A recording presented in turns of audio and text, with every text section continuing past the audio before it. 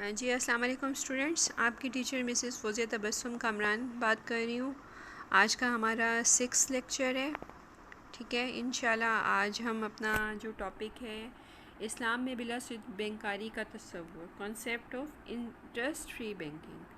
ठीक है, हमने कल जैसे डिस्कस किया था कि इस्लाम में सूद हराम है, तो इस्लाम ने जो निज़ाम बैंकारी है वो मुज़ारबत और शराकत के जो है ना असूलों पे कायम करने की कोशिश की है और उसको सूद की लानत से पाक करने की कोशिश की है। यानी कि इस्लाम ने कहा है कि आप मुज़ारबत और शराकत को बैंकारी का असास बनाएं, उसकी बेस के तौर पे काम करें। अब ये कि मुज़ारबत का क्या मतलब है? मुज़ारबत का मतलब है कि सफ़र है। ठीक है, अलगर्ब यानी कि तिजारत में अमूमन हम सफ़र करते थे, तो इसको उसी से माखूज़ किया गया है कि जी ज़मीन के तूल व अर्ज़ में सफ़र करना। ठीक है जी। अब जो है इसका इतलाक़ किस पे होता है, इसकी जो डेफिनेशन है वो ये है कि दो या ज़ायद अफराद के दरमियान ऐसा मामला जिसमें एक फ़रीक सरमाया फ़राहम करता है यानी कि राबुल माल, और फ़रीक सानी यानी कि दूसरा शख्स जो है वो इस सरमाए से कारोबार करता है। इस मुआहदे के तहत उससे कारोबार के मुनाफे में से एक मुतय्यन निस्बत से हिस्सा मिलेगा। यानी कि दो लोग होते हैं, एक सरमाया फ़राहम करने वाला, एक कारोबार करने वाला, और जो सरमाया फ़राहम करेगा वो कारोबार नहीं कर रहा होगा, तो उसको जो कारोबार कर रहा होगा क्योंकि उसके पास माल दूसरे शख्स का है, तो वो उस शख्स को उस माल के बदले उससे मुतय्यन कोई ना कोई मुनाफा जो है उस कारोबार के मुनाफे में से वो फ़राहम करेगा। ठीक है जी। अब ये कि इसमें यानी कि एक शख्स सरमाया लगाता है, दूसरा शख्स काम करता है और फिर मुतय्यन करदा निस्बतों से वो आपस में तकसीम कर लेते हैं। अब ये कि इसके असूल क्या हैं? सबसे पहले ये कि जो ज़ारिब है, मज़ारिब कौन होगा? मज़ारिब वो होगा जो कारोबार कर रहा है। राबुल माल कौन होगा? जो पैसा फ़राहम कर रहा है। ठीक है जी। अब ये कि जो राबुल माल की तरफ से सरमाया फ़राहम करने के बाद सरमाए की हैसियत अमानत की सी होगी, यानी कि जो मुज़ारिब है, जो कारोबार करने लगा है, उसको जो सरमाया फ़राहम करेगा जो भी शख्स, उसके पास सरमाया जो है वो एक अमानत होगी, उसकी ज़िम्मेदारी होगी। ठीक है जी। कारोबार शुरू होने के बाद जो मज़ारिब है वो एक वकील की तरह काम करता है। कारोबार में मुनाफा होने की सूरत में जो भी उनके दरमियान मुआहदा तय पाया होता है, जो भी निस्बत तय की गई होती है, उस हिसाब से वो अपने मुनाफे की तकसीम कर लेते हैं। ठीक है जी। अगर मुज़ारबत मनसूख हो जाए तो ये मुआहदा रोज़गार की शक्ल इख्तियार कर लेगा। इसका क्या मतलब है? इसका मतलब ये है कि अगर मुआहदा मनसूख हो गया है कि जी मुज़ारबत हम मुतय्यन करदा हिस्सों तरीक़ों से काम नहीं करेंगे या प्रॉफिट नहीं लेंगे, तो तब कारोबार करने वाला मज़ारिब जो है वो क्या करेगा? वो रोज़गार की शक्ल इख्तियार कर लेगा, यानी कि वो मुलाजिम होगा। अब वो तनख्वाह लेगा उससे और उसको कारोबार करने की उजरत मिलेगी। ठीक है जी। और अगर मज़ारिब जो है वो किसी वक्त किसी मुआहदे की ख़िलाफ़ वर्जी करता है, तो फिर उसको गासिब कहा जाएगा, उसको बदनीयत कहा जाएगा। ठीक है, और उस पर सरमाए की वापसी की ज़िम्मेदारी भी उसी की होगी। अगर मुज़ारिब की एक शर्त ये हो कि सारा मुनाफा मज़ारिब को मिलेगा, तो मज़ारिब की हैसियत मकरूज़ की होगी और ये मामला मुज़ारबत के बजाय कर्ज़ का मामला होगा। किस तरह कर्ज़ का मामला होगा कि आप ये देखें कि फिर सरमाया देने वाला कर्ज़ के तौर पे उसको पैसे दे देगा, वो उस कर्ज़ से सारा काम खुद करेगा, पैसे भी कमाएगा, लेकिन सरमाया फ़राहम करने वाले को कुछ नहीं मिलेगा, वो सिर्फ़ कर्ज़ देगा उसको। ठीक है जी। दूसरी सूरत क्या है? दूसरी सूरत जो है वो मुशारका है। अब मुशारके की क्या सूरत है कि दो या दो से ज़्यादा लोग जो हैं वो मिलके अपना अपना सरमाया मुतय्यन कर लेते हैं कि जी 10-10 लाख मिलाते हैं और कारोबार करते हैं और इकट्ठा कारोबार करते हैं और मुनाफा कमाते हैं। अब इसमें जो मुनाफे की तकसीम होगी या तो वो पैसों के हिसाब से होगी कि जिसके जितने पैसे हैं, या फिर काम के हिसाब से होगी कि जिसका काम जो है वो ज़्यादा इम्पोर्टेंट होगा वो ज़्यादा लेगा। ठीक है, और असल सरमाए के मालिकान को वापस मिलने के बाद नफ़े के हकदार नफ़े के मालिक रहें, यानी कि असल प्रॉफिट उस वक़्त मिलेगा जब हम उसमें से असल में से प्रॉफिट माइनस कर देंगे, तो फिर वो तकसीम हो सकता है।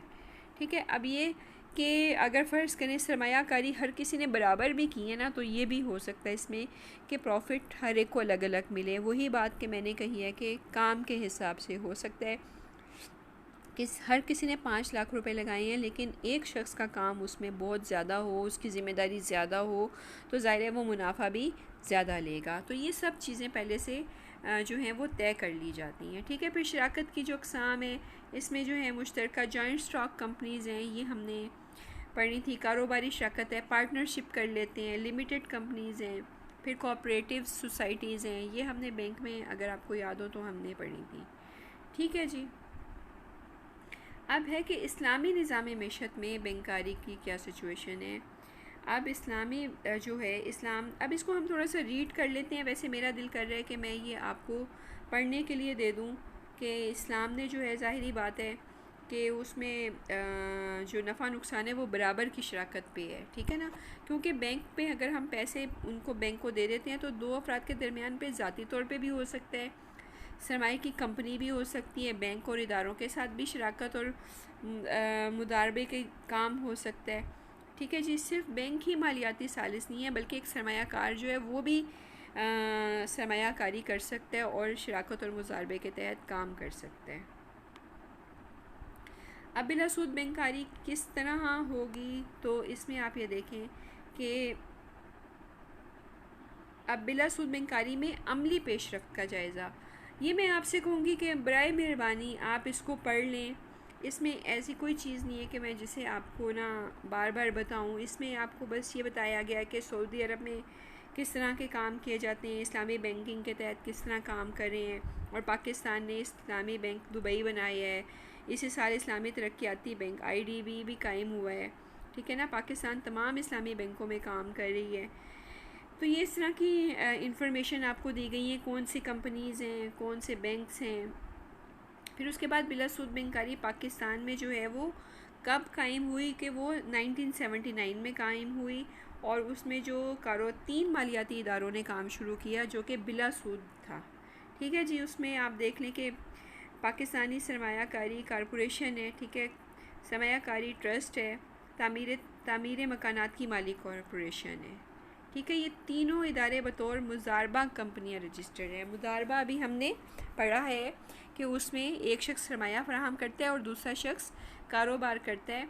तो इसमें ये होता है कि हम अपना पैसा उनको दे देते हैं और फिर वो हमारे पैसे से कारोबार करते हैं, और फिर हमें उसमें से मुतय्यन जो भी प्रॉफिट हमने तय किया होता है वो हमें मिल जाता है। ठीक है जी, फिर इसमें कुछ इस्लाहात हुई जो कि ज़ियाउल हक़ के ज़माने में हुई। ठीक है, वो आप देख लें।